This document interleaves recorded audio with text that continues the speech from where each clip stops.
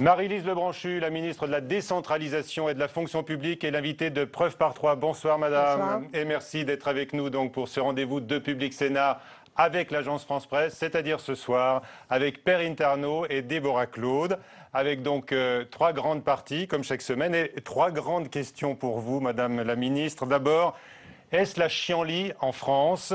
C'est la vision, en tous les cas, que donnent les violences Air France. La dernière fusillade dont a été victime un policier et puis la grève des médecins selon Nicolas Sarkozy. Vous pourrez lui répondre dans un instant.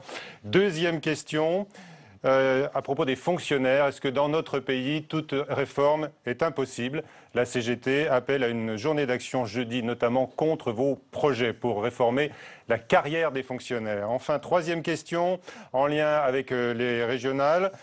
Est-ce que vous dites, allez Martine, vas-y, puisque on a envie de savoir si vous allez peut-être vous résoudre tout à l'heure à demander à votre grande amie Martine Aubry de se lancer dans le combat face à la menace du Front National dans le Nord.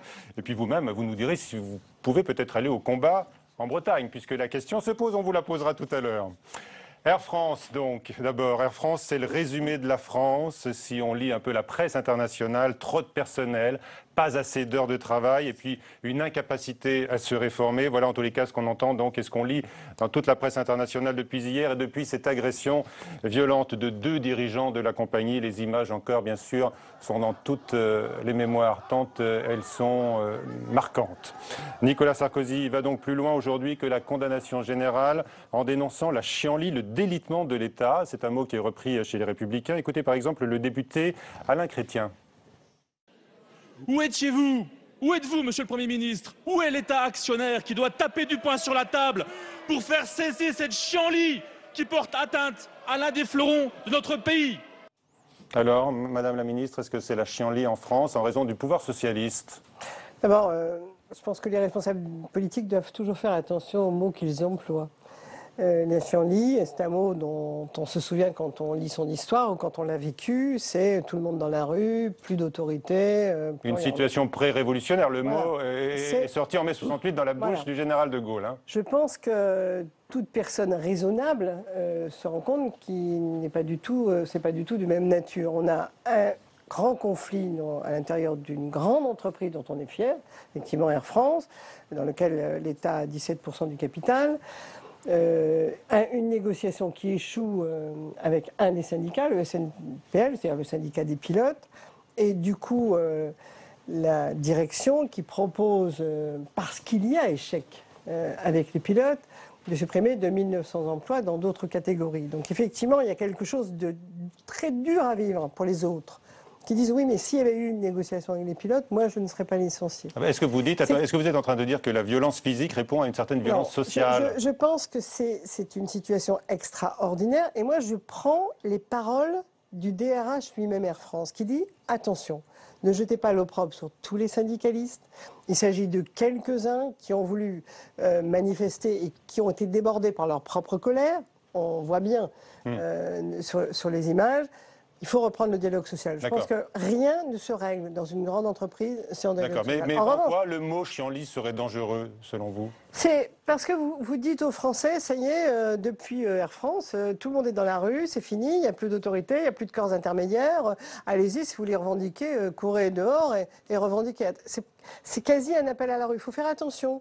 C'est un appel à la rue pour vous? On n'est pas dans la rue, aujourd'hui.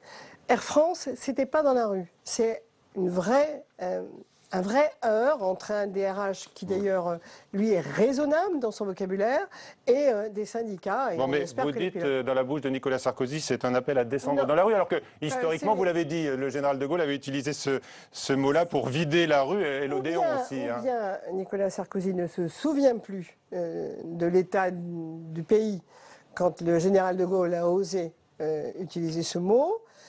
Ou bien on ne vit pas dans la même France. Et je pense qu'il faut faire attention.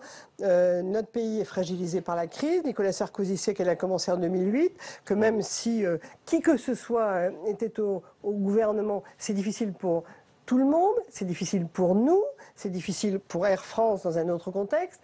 On est dans une situation de tension politique, de tension démographique et de tension Il sociale. ne faut pas en rajouter. Et je pense que quand on est dans une situation de tension, il faut appeler à la responsabilité, ce que le Premier ministre a fait tout à l'heure, répondant aux députés que vous avez cités, Oui. en disant il faut que les pilotes aussi reviennent autour de la table, appel à la raison, appel à la responsabilité, appel au calme, à la sérénité et à la santé. Alors, est-ce qu'il faut quand même plus d'autorité, Marie-Lise Lebranchu, puisque Christiane Taubira est également prise pour cible après cette fusillade. Donc, suite à un braquage en Seine-Saint-Denis, un policier a été blessé par un détenu en cavale à qui une permission de sortie avait été accordée. Oui, Vous êtes sans doute quand même si on veut stupéfié par vraiment les faits. si on veut vraiment jouer à la polémique et au fait qu'on est en train de...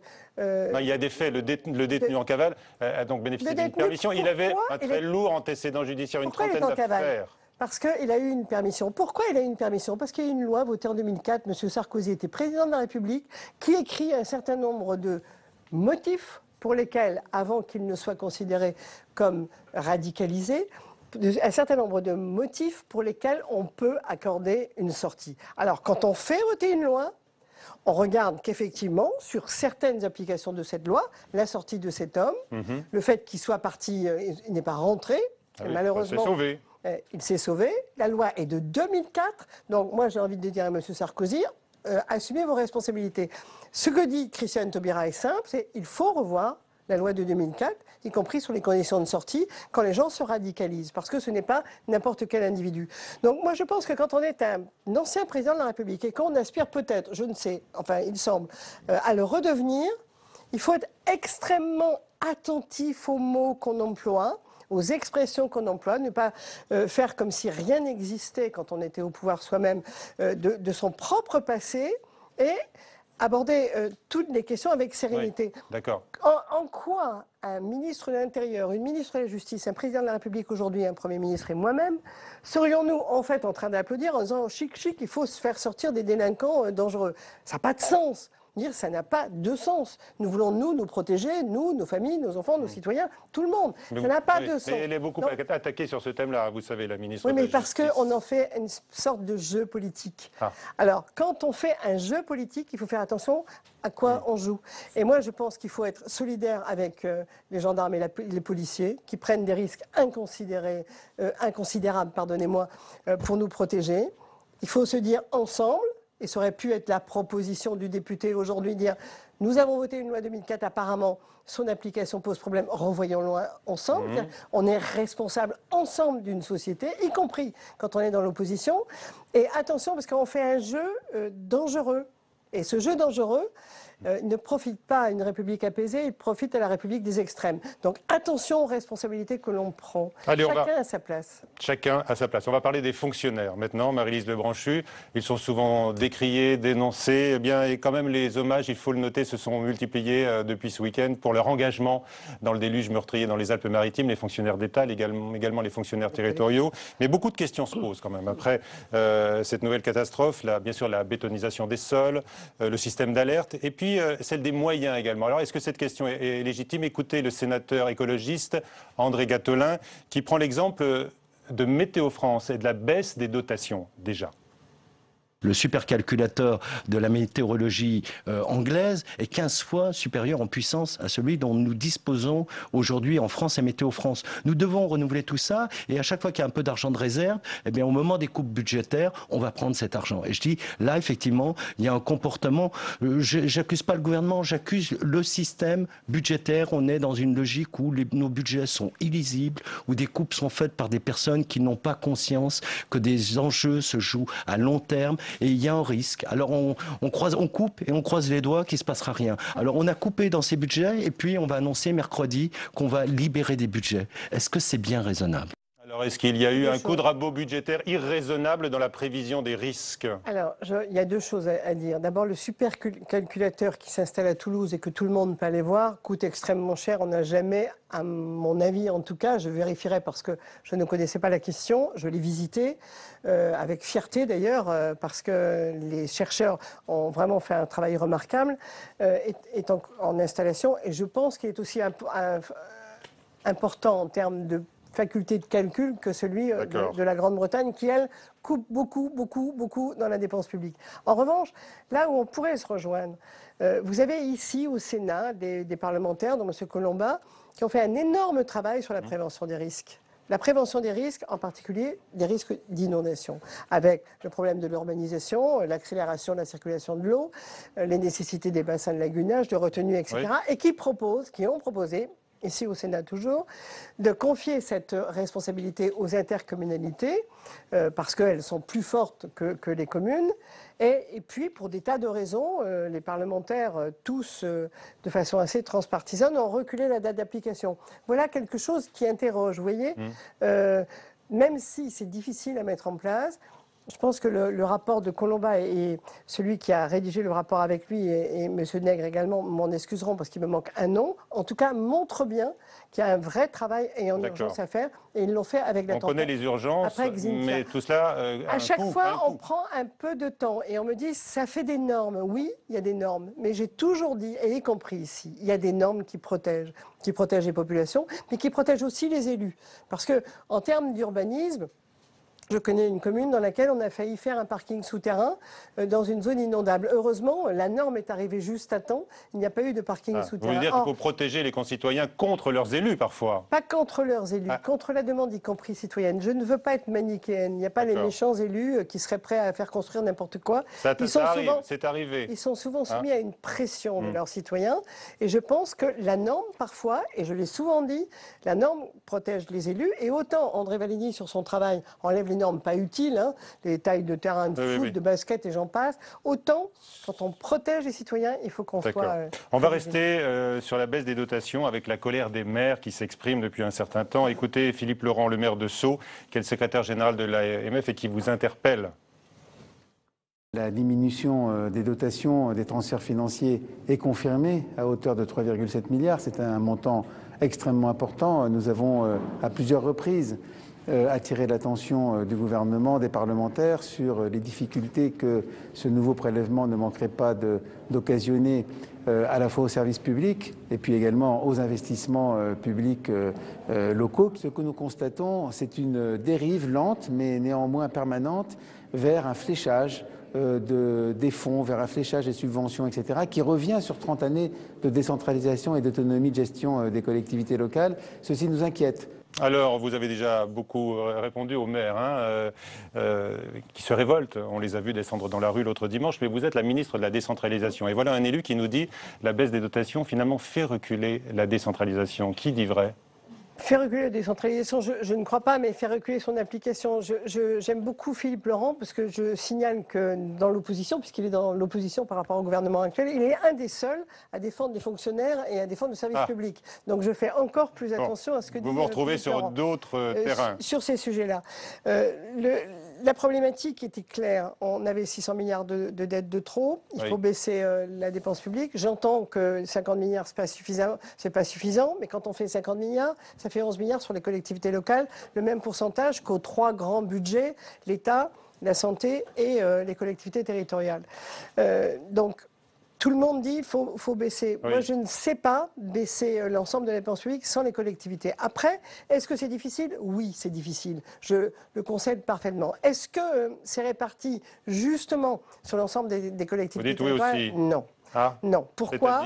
Parce que les dotations qu'on appelle la dotation globale de fonctionnement, c'est-à-dire la dotation de base qu'on verse, pardonnez-moi, on ne la donne pas aux collectivités, au bloc communal, eh bien, ces dotations sont versées de façon injuste parce que c'est un problème d'histoire.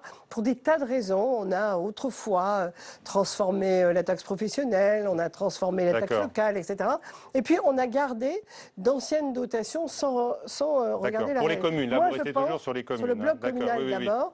Moi, je pense qu'il faut réformer la dotation globale, même si c'est difficile. Alors peut-être que là, parce que certains perdent, certains qui sont plus riches que d'autres. Et il faut qu'on ait le courage de dire qu'il y a des communes qui sont en meilleure situation. Alors là, peut-être que vous anticipez sur votre réponse qui va suivre concernant cette fois les départements, et notamment les départements de gauche qui vous interpellent. Vous l'avez vu, face à la hausse des dépenses du RSA, et elles explosent, elles augmentent d'année en année. Ils ne peuvent plus assumer cette responsabilité, et ils demandent à l'État de prendre en charge donc ce coût en forte hausse. Et ils ont estimé, par exemple, qu'il leur faudrait 4 milliards d'euros. euros cette année. Écoutez Christian Favier, qui est le président communiste du Conseil général du Val-de-Marne, et puis Gérard Larcher, le président du Sénat. Aujourd'hui, il y a une situation ingérable pour les départements, notamment par rapport à l'allocation du RSA, qui est une allocation qui progresse chaque année, puisqu'il y a à peu près 10% de progression d'année en année. Aujourd'hui, le reste à charge pour le département, pour le budget du département du Val-de-Marne, c'est 92 millions d'euros. Avec l'ensemble des départements, nous demandons à ce que l'État, qui est totalement responsable de cette allocation de solidarité nationale, reprenne en gestion cette allocation, sachant que le département continuera à agir en matière d'insertion auprès des allocataires du RSA. On dit que la moitié des départements au 1er janvier 2018 seront en rupture sur l'ensemble des allocations sociales, ne pourront plus couvrir 12 mois. Il faut que le gouvernement réponde à l'occasion du congrès des départements de France à 3. Ce sera la semaine prochaine. J'y serai à cette question. Comment on assure, j'allais dire, cette politique sociale dont on va parler aujourd'hui, celle héritière des ordonnances de 45, comment on l'applique aujourd'hui concrètement avec des départements qui ne pourront plus l'assurer d'une trentaine de départements en danger en 2016 sur le RSA. Il a raison, c'est le chiffre, et 50% en 2018. Comment est-ce que vous allez faire pour sauver les 30 départements en danger cette année? Je pense que c'est la vraie question. D'abord, il faut rappeler, il faut être juste, on a ajouté 1,5 milliard au département, compte tenu du fait que le reste à charge était trop important, même si on l'a diminué, il reste important. On en est tous d'accord et le Premier ministre a organisé un groupe de travail entre les départements et le gouvernement pour qu'on soit extrêmement clair, on pose tous les chiffres en réalité et en responsabilité entre le gouvernement et on verra donc d'ici quelques jours. Vous aurez une réponse à apporter? On prendra acte d'abord des travaux, ils ne sont pas tout à fait, ils sont pas terminés. On a, vous voyez, on n'est pas tous d'accord sur les chiffres que donne l'instant M. Larcher, mais c'est pas grave. Le reste à charge moyen des départements pour le financement de ces allocations a baissé de près de 20% en 2014, mais on est encore au-dessus. Oui, 20% de baisse, c'est pas suffisant pour sortir tous les départements de la difficulté. Je pense qu'il y en aura moins en difficulté, mais peu importe. Peu importe. Donc ce groupe de travail va rendre ses conclusions. Le Premier ministre, lui, en responsabilité, dira comment effectivement on répond à une vraie question. C'est une vraie question. Oui. Il fallait pas. Un vrai danger, on l'a compris. Il fallait pas passer du RSA au département. C'est une mauvaise idée. On l'avait assez dit à l'époque. Mais à l'époque, il ne montait pas peut-être aussi vite qu'il n'a monté après. C'est toujours difficile de transférer une allocation de solidarité sur un département. Une erreur. Le RSA était une bonne idée, le donner 100% au département était dangereux. Maintenant, le Premier ministre prendra en responsabilité la décision qu'il pense bonne et juste pour notre pays. Et surtout pour les personnes qui en ont besoin. Bien sûr. Allez, on va aborder maintenant la question des fonctionnaires pour lesquels Alain Juppé, Nicolas Sarkozy ou François Fillon, vous l'avez noté, ont des propositions détonnantes, autant que celles d'ailleurs qu'Emmanuel Macron. Perrine Tarnaud de Public Sénat va vous interroger et va vous poser cette question toute simple. Est-ce que toute réforme est impossible, toute réforme de la fonction publique dans notre pays? On écoute avant cela Philippe Martinez, donc de la CGT, chez qui votre passage en force sur l'accord, sur les rémunérations et sur les plans de carrière passe mal, il passe même pas du tout. Je crois qu'il y a un problème de confiance des fonctionnaires vis-à-vis de leur patron, qui est l'État. Il y a besoin de donner une autre dimension à la conception de services publics. Il y a un vrai malaise dans les services publics, dans les hôpitaux par exemple, où il y a beaucoup de mouvements sociaux. Eh bien, c'est ça qu'il faut. Il faut que le gouvernement dise, au lieu de dire j'aime l'entreprise comme dit Valls trop souvent, c'est-à-dire j'aime les patrons, eh bien qu'il redonne confiance aux fonctionnaires. Et la première chose, c'est d'augmenter le point d'indice. Alors, Perrine Tarnaud nous a rejoint. Bonsoir Perrine. Bonsoir Michel. Vos questions donc nombreuses avec celle-ci que nous posons sur les réformes impossibles concernant la fonction publique. Oui, bonsoir. Bonsoir madame. Je reprends la question de Michel. Est-ce que vraiment toute réforme de la fonction publique est impossible? Non. La preuve, c'est qu'on a fait un travail énorme en 18 mois avec l'ensemble des organisations syndicales. J'entends bien ce que dit Philippe Martinez sur on aurait dû simplement augmenter le point d'indice. Et puis, il faut quand même rendre hommage aux fonctionnaires parce qu'il n'y en a pas beaucoup qui ont vécu ce qu'ils viennent de vivre, c'est-à-dire un salaire gelé depuis 2010. Ils ont rendu... N'oubliez pas les primes quand même, qui sont pointées par la Cour des comptes. Si je peux me permettre, ils ont rendu 7 milliards. En termes de dépenses publiques, à l'ensemble. Donc il faut aussi rendre à César ce qui est à César. Ils ont contribué, ils sont rares, pour 7 milliards à la baisse de la dépense publique. Oui, Donc, mais les syndicats sont quand même divisés sur l'accord, hein, sur alors, lequel vous êtes je parlais de l'ensemble des fonctionnaires, je viens aux syndicats. On a fait un travail important pour dire qu'est-ce qu'on fait face à cette situation. Soit on dit ce que dit Philippe Martinez ou que dit FO par exemple, on réaugmente le point d'indice et le reste c'est pas très important. Enfin c'est pas très important. On verra après. Ou bien on dit ce que nous avons proposé avec autant d'heures de travail que vous imaginez bien, qui est de dire on réforme les carrières dans la fonction publique parce que les carrières s'allongent. On a reculé l'âge de la retraite. Les carrières s'allongent. Or, les fonctionnaires dans les grilles qui ont 30 ans, à 40 ans, 42 ans, ils sont arrivés au bout, ils n'augmentent plus. Et moi, je propose d'augmenter les salaires au début de carrière et à la fin de carrière, même si la carrière est plus longue. 40 € pour une catégorie C, 80 € pour une catégorie B. Un éducateur par exemple, et 150 € pour un enseignant ou un ingénieur. Mais la moitié des syndicats vous disent non à ce projet de loi, notamment la CGT. On vient d'entendre Monsieur Martinez. Et la CGT, disent non. La CGT qui va manifester cette semaine, jeudi. Pas seulement, elle n'est pas seule d'ailleurs. Elle n'est pas seule à manifester, mais est-ce que vous espérez encore les convaincre, la CGT? Je rappelle qu'un des syndicats signataires manifeste aussi. Donc il faut bien séparer la manifestation qui est de dire on a déjà donné 7 milliards, on veut donner moins, du reste. Mais est-ce que vous espérez encore pouvoir les convaincre ou c'est fini? Je pense qu'on n'était pas loin de l'accord, y compris avec la CGT. On n'était pas loin de l'accord. Avec FO, c'était un peu différent parce qu'il y avait un problème de gestion sur les territoires, les gestions interministérielles qui ne leur convenaient pas. Mais ça n'a pas marché. Donc, on n'était pas loin et du coup, le Premier ministre, parce que la situation est inédite, c'est une espèce de balance à 50-50, prend ses responsabilités, c'est normal. Il est passé en force, disent les syndicats. Alors, l'employeur public qui est l'État, je rappelle, à l'État, c'est-à-dire le nombre de fonctionnaires d'État, le résultat est de 59%. C'est-à-dire 59% des organisations syndicales représentant les employés de l'État ont voté favorablement. Donc, le Premier ministre dit, compte tenu de cette situation, je prends mes responsabilités et il me demande. Vous avez défendu au début de l'émission les corps constitués, le respect du dialogue social, je vous rappelle. C'est compliqué. C'est quoi, compliqué d'être dans un paradoxe? Non, c'est pas compliqué d'être dans un paradoxe. Mais ça rejoint.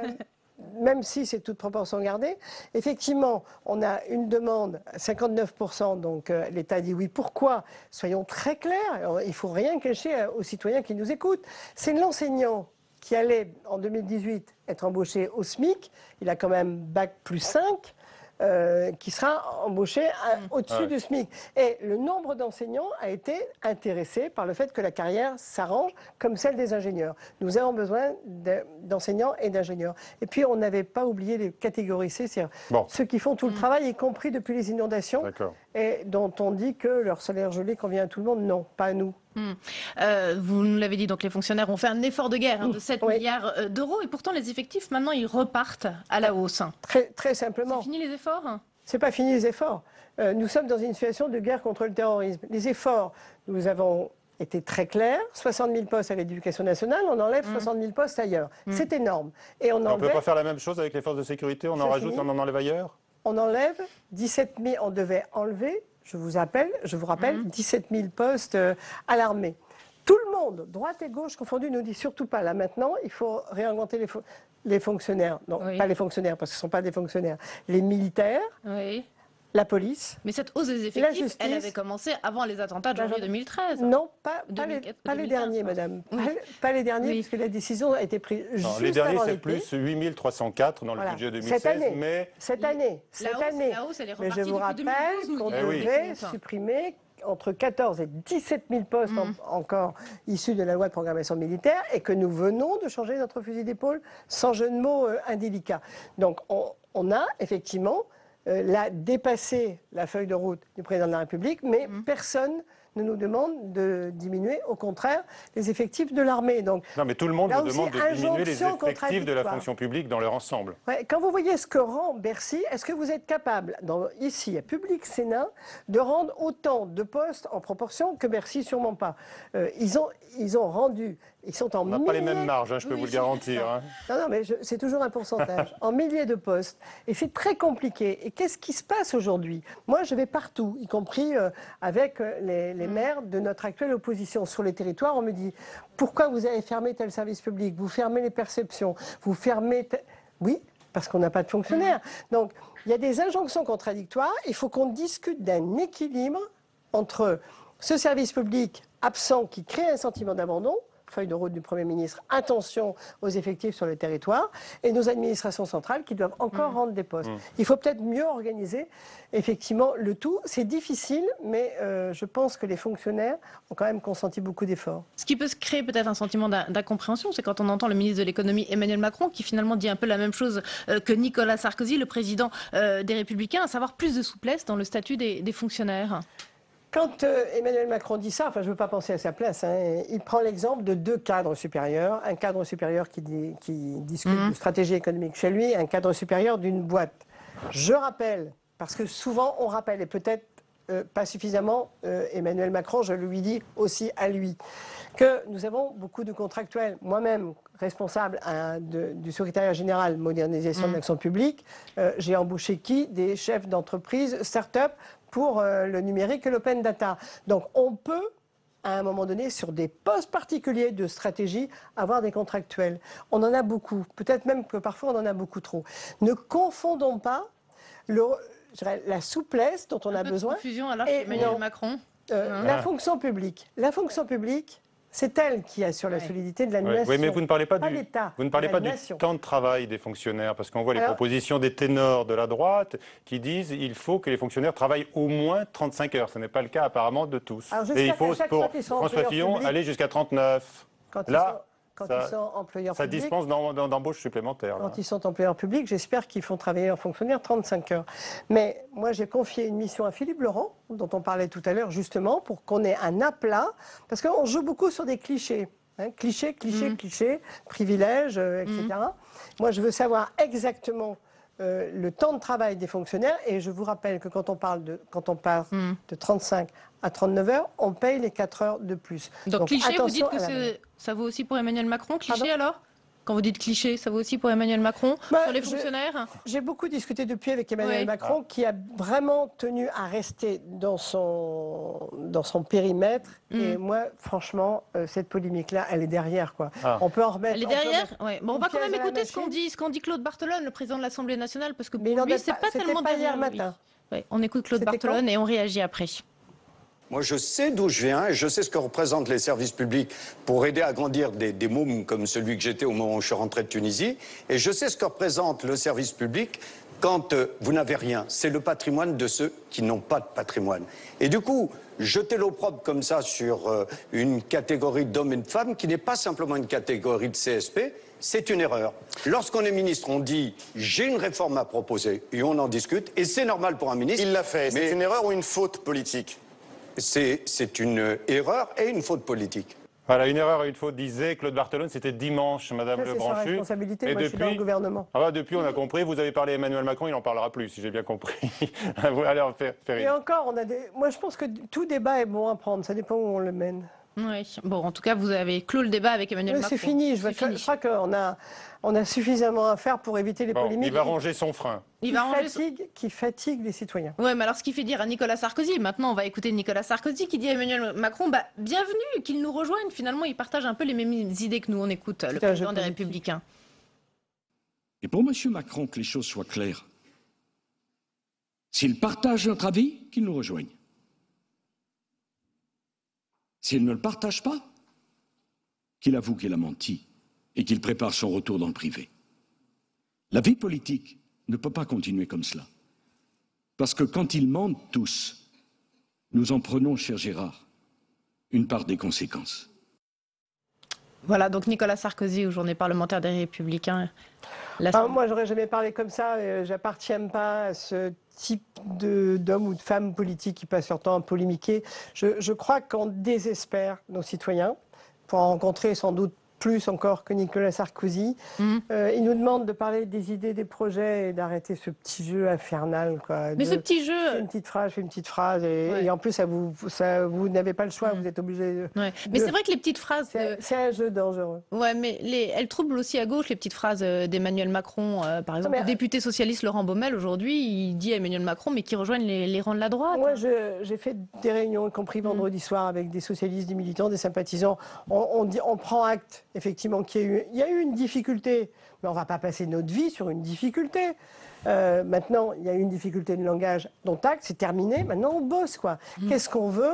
Et hier, je faisais une réunion sur le service public, la fonction publique, les carrières, j'expliquais pourquoi. Justement, on s'était mis dans une situation inédite et donc difficile, et franchement, là, ça valait le coup de discuter. Le patrimoine de ceux qui n'ont rien, c'est une phrase que mon député prononce depuis très longtemps. Je crois que c'est ça.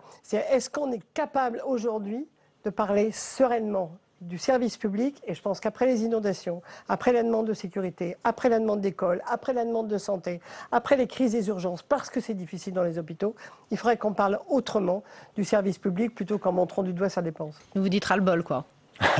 Comme dirait quelqu'un que vous connaissez bien à Lille. Sans doute, parce que j'ai peur, moi, de la déstabilisation de notre société qui n'a pas envie de nous entendre nous disputer, qui a envie de nous entendre proposer et même confronter nos idées. Ça, c'est intéressant. Mais justement, quand Emmanuel Macron joue un peu le rôle du poil à gratter dans la famille socialiste, Manuel Valls a joué par le passé ce rôle aussi. Non, mais vous pouvez dire, je m'attaque au totem, au tabou, sauf que je propose quoi? C'est-à-dire qu'on ne lui a pas laissé le temps, à la limite.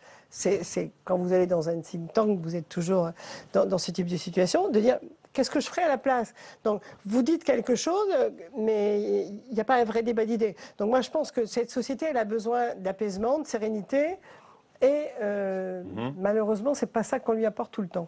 Alors, on va voir si c'est l'objectif d'un texte de loi que vous défendez aussi actuellement pour garantir et imposer la neutralité aux fonctionnaires. C'est un texte qui a mis un peu de temps à arriver puisque vous l'aviez promis bien après l'affaire Cahuzac en 2013. Pourquoi un tel délai ? Pourquoi? Parce qu'il y a eu un encombrement parlementaire, donc je n'étais pas prioritaire. La priorité, pour des tas de raisons, a été le texte sur les élus, qu'avait porté d'ailleurs en son temps Alain Vidalis, en termes de conflit d'intérêts, déclaration de patrimoine pour les parlementaires, les députés, etc., les sénateurs et tous les grands, ce qu'on appelle les élus des grandes villes ou les grands élus, les présidents d'exécutifs. Et donc, on avait un texte différent pour les fonctionnaires, parce que les fonctionnaires ont en plus à répondre à une demande de déontologie. Ils doivent être impartiaux, ils doivent être loyaux, ils doivent être dignes, ils doivent être en termes de probité, dignité, etc. Et justement, l'encadrement législatif n'était pas suffisant ? N'était pas suffisant parce qu'on a ajouté la laïcité, d'une part, et ça nous paraissait important dans cette période de déstabilisation. Et puis, on a aussi dit conflit d'intérêts. Est-ce que c'est possible qu'il y ait des conflits d'intérêts? Donc, on parle des conflits d'intérêts. Est-ce qu'il faut protéger les lanceurs d'alerte, ceux qui dénoncent éventuellement un conflit d'intérêts, pardon. Donc, on met tout ça dans ce projet de loi, c'est-à-dire qu'on renforce la déontologie, on parle clairement des conflits d'intérêts, on parle clairement des déclarations de patrimoine et des moyens de répondre à cette situation parce que nous avons besoin de transparence en France comme ailleurs. Mais justement, vous parlez de conflit d'intérêts et c'est vrai qu'on a en tête cette nomination récente du président de la République à la Banque de France, Monsieur Villeroy de Galhau. Il y a eu des soupçons un petit peu de conflit d'intérêts et des auditions qui ont été un petit peu tendues sur cette question à l'Assemblée nationale ici au Sénat. François Hollande qui voulait promouvoir une République exemplaire, là, est-ce qu'avec toutes ces nominations, il n'a pas brouillé ce message-là? Il a dit, je veux une République exemplaire. Donc, au lieu de nommer tout seul, sans que personne ne puisse me dire quoi que ce soit, je demande 3/5 des commissions ad hoc des assemblées, c'est-à-dire de l'Assemblée nationale et du Sénat. Non, pas pour toutes les nominations, là on parle d'un ensemble de nominations. Il a un pouvoir de nomination assez large et on lui fait le reproche de copinage. Ça revient beaucoup dans la presse. François Villeroy de Galhau doit passer devant la commission à la fois des finances à l'Assemblée doit être validée au Sénat. Elle doit être validée, elle sera validée.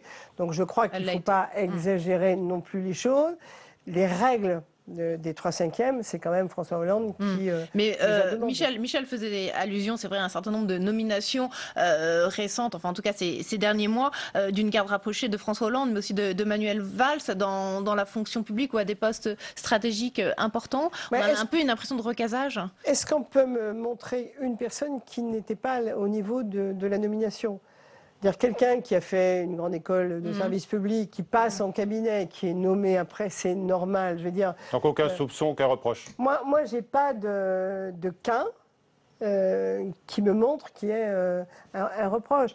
Voilà, c'est malheureusement le lot des fonctionnaires que de venir travailler en cabinet et de souvent montrer du doigt quand ils sont renommés. Mais est-ce que les fonctionnaires peuvent travailler en cabinet? Oui.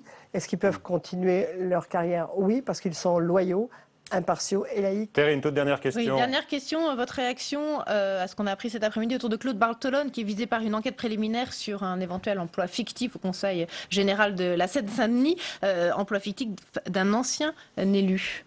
Alors moi je vais vous dire, je suis une ancienne garde des Sceaux, donc parlant d'un ancien élu, mais je suis une ancienne garde des Sceaux. Donc jamais vous ne me ferez m'exprimer sur une enquête qui s'ouvre. Je pense qu'on est en stade de l'enquête préliminaire. Bon, vous faites confiance à M. Bartolone pour se défendre et se justifier. Ça fera sa campagne. Honnêtement, je ne sais pas. En Ile-de-France. Jamais je ne me prononce parce que je suis trop respectueuse des institutions françaises. Bien, merci Perrine. On va parler Michel. toujours des régionales qui s'annoncent donc très difficiles pour le Parti Socialiste. On l'a beaucoup dit face à la menace du FN dans le Nord. Est-ce que vous dites donc vas-y Martine? Je rappelle que Martine Aubry est une de vos grandes amies. Vous le direz à Déborah Claude de l'AFP, alors que donc Martine Aubry reste quand même, d'une façon générale, on le voit, on l'entend, une cible privilégiée avec ses 35 heures. Et Quentin Calmet a lui lu le dernier édito du Point qui présentait Martine Aubry comme, écoutez bien, la Castafiore du déclin. Toute l'affaire est partie de ce moment. Franz-Olivier Gisbert n'a vraiment pas aimé ça. Macron, comment vous dire, ras-le-bol. La goutte d'eau qui fait déborder le vase et déclenche l'avalanche de reproches de l'éditorialiste dans Le Point. Ainsi, si le Nord paraît aujourd'hui à la portée de Marine Le Pen, c'est sans doute parce que Martine Aubry a fait son lit depuis des années. Martine Aubry ou la statue de commandeur du socialisme, selon Franz-Olivier Gisbert, qui parle du totem vermoulu des 35 heures. Les mots sont durs et tout y passe, depuis l'accord avec les écolo-gauchistes forgé en 2012 jusqu'à la gestion plan-plan de sa ville. Et cette phrase qui fait beaucoup réagir sur les réseaux sociaux, François Hollande prend garde à cette ombre portée et c'est à se demander parfois s'il n'a pas plus peur d'elle que de Daesh. Alors dites-moi, vous réagissez à cet édito? Moi j'ai lu cet édito, j'étais très très choquée. Je suis rarement choquée, je fais rarement un commentaire. J'étais très choquée, on pense qu'on veut. C'est le propre de la presse. Mais par exemple, sur l'emploi, il dit « c'est absolument pas occupé d'emploi, elle n'est pas mauvaise sur la culture, mais alors l'emploi, rien du tout ». Il faut qu'il aille visiter, quoi. Moi, je suis allée visiter cette grande friche industrielle réhabilitée et qui accueille, il y a des start-up du numérique, il y en a partout, les grands groupes avec IBM et bien d'autres sont venus s'installer là. Franchement, je trouve que c'est déplacé de dire des choses sans aller vérifier. Alors, je pense que c'est un parti pris, mais c'était très choquant. L'éditorialiste pense ce qu'il veut des 35 heures, de l'hôpital public, même de la carte de sécurité sociale, de la carte vitale, puisque tout ça, pour lui, c'est obsolète. Mais sur l'emploi, je trouve que c'est assez... très sévère. Question de Déborah Claude. Non, c'est pas sévère. C'est pas sévère. Je vais vous dire, j'aime pas ces mots-là, mais c'est pas la vérité. Donc, j'utilise pas le mot de Sarkozy, mais c'est pas la vérité. Et je pense qu'il faut toujours faire attention, quand on commente, quand on écrit, à être attaché à la vérité et à la réalité. Sinon, on crée un fossé entre nous tous, les politiques, les médias, les citoyens, qui ne croient plus en rien. Alors l'autre question, la grande question qu'on se pose, Déborah, sur Martine Aubry. Est-ce que vous lui demandez à Martine Aubry d'aller comme candidate dans la région Nord? Non, je ne lui ai jamais demandé d'ailleurs. Martine Aubry est la première, et on en a assez félicité ou assez critiqué, à avoir défendu le non-cumul des grands exécutifs. Elle l'a fait pendant tout le temps où elle était première secrétaire. Elle a présenté ça à un congrès. Elle a été non seulement applaudie, mais tout le monde a voté ça. Et elle, Martine Aubry, qui a porté ce combat du non-cumul, irait dire, bon, excusez-moi, là, je vous ai dérangé, mais en définitive, je ne me l'applique pas. En revanche... Le contexte est un petit peu... En revanche, le feu brûle dans la région Nord. C'est toujours pareil. Est-ce qu'on a des principes, est-ce qu'on a des convictions et est-ce qu'on les applique? Il y a des dangers aussi, il y a le danger Front National et là on va lui dire c'est un manque de courage. Et est-ce qu'à chaque fois on peut dire mais cette fois-ci, excusez-moi mais là il faut que j'y aille, ce sera pour la prochaine fois. Je pense que le courage aujourd'hui, en Nord-Pas-de-Calais-Picardie, qui est une région qui a été réécrite et réécrite avec cette difficulté que l'on sait. Le courage, c'est d'aller faire campagne. Et moi, j'ai vu Martine Aubry faire campagne avec Pierre de Saint-Ignon, Pierre de Saint-Ignon, c'est un de ceux qui a porté, avec beaucoup de chefs d'entreprise, la création d'emplois, le développement économique, qui est quelqu'un qui, en plus, a beaucoup travaillé. Et ça, c'était très intéressant. Oui, mais il ne fait pas le poids médiatique en tous les cas. Je continue. Ça, Sur le lien entre l'entreprise et les jeunes, est-ce qu'il faut des têtes d'affiche parce que ce sont des têtes d'affiche, ou est-ce qu'il faut des gens qui savent faire, qui savent où ils vont, qui savent pourquoi ils y vont? Et peut-être qu'à force de dire... Moi, on me le disait pareil dans la ville de Morlaix. On me dit, il n'y a que toi qui peux être maire. Non, c'est pas vrai. Ce n'est pas vrai. Il faut arrêter de penser que parce que quelqu'un est connu, il doit prendre tous les postes. Non. En revanche, il faut faire campagne. Martine Aubry fait campagne. Et je pense elle fait campagne quand elle dit j'en ai ras-le-bol des phrases d'Emmanuel Macron. Quand elle sent, y compris chez ses propres fonctionnaires, de la mairie et de la communauté urbaine, comme moi quand je rencontrais les syndicats, que même si la phrase, elle n'était pas... On n'aurait pas dû la détacher de son contexte. Bon, il y a eu tout un jeu derrière qui a été fait